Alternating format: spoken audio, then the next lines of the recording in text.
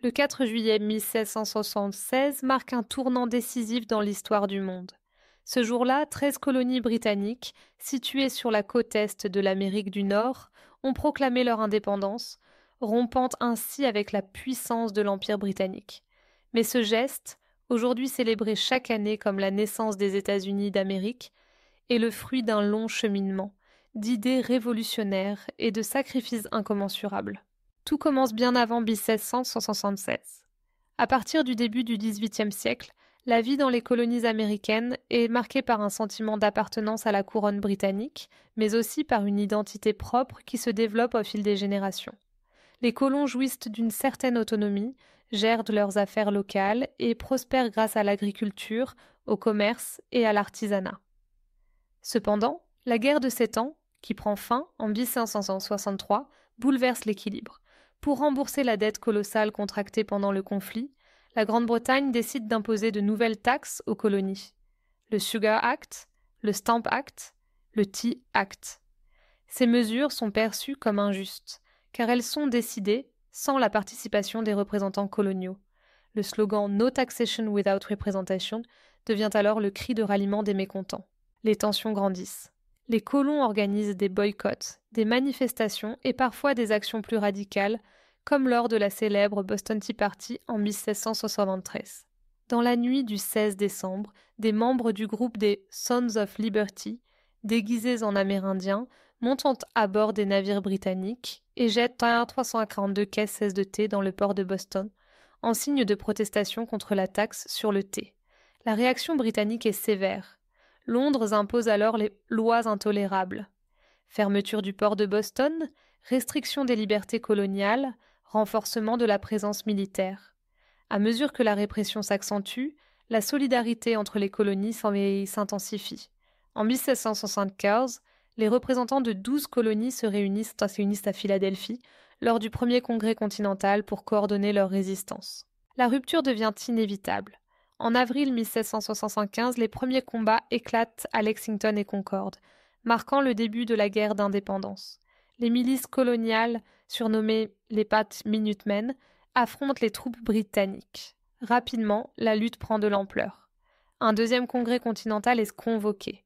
Parmi ses membres, des figures emblématiques comme George Washington, John Adams, Thomas Jefferson et Benjamin Franklin.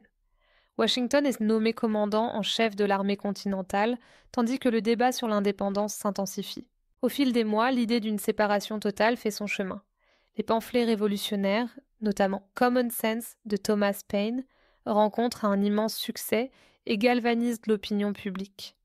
Paine y défend l'idée qu'un peuple a le droit de choisir son propre gouvernement et que la monarchie britannique est incompatible avec la liberté. L'élan pour l'indépendance devient irrésistible. Dès le mois de juin 1776, le Congrès confie à un comité la tâche de rédiger un texte qui proclamerait officiellement la séparation. Ce comité est composé de 5 membres: Thomas Jefferson, John Adams, Benjamin Franklin, Roger Sherman et Robert Livingston. Jefferson, reconnu pour son talent d'écrivain, est chargé de la rédaction principale.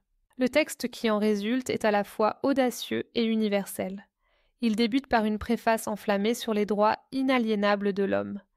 Nous tenons ces vérités pour évidentes par elles-mêmes, que tous les hommes sont créés égaux, qu'ils sont dotés par leur Créateur de certains droits inaliénables, parmi lesquels la vie, la liberté et la recherche du bonheur.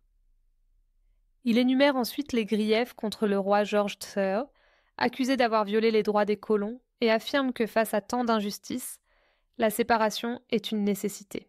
Le 2 juillet 1776, le Congrès vote la résolution d'indépendance. 2 jours plus tard, le 4 juillet, il adopte officiellement la déclaration d'indépendance. Ce document, dès lors, n'est pas seulement d'un acte politique. Il devient un symbole, une source d'inspiration pour tous ceux qui, à travers le monde, aspirent à la liberté et à l'autodétermination. Mais la déclaration n'est alors qu'un début. Les colonies, désormais unies sous le nom d'États-Unis d'Amérique, doivent affronter la plus grande armée du monde. La guerre d'indépendance sera longue, difficile et sanglante.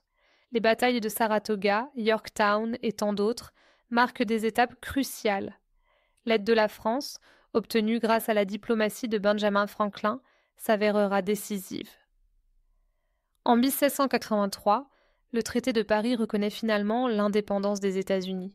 Ce 4 juillet 1776, pourtant, change le visage de l'histoire.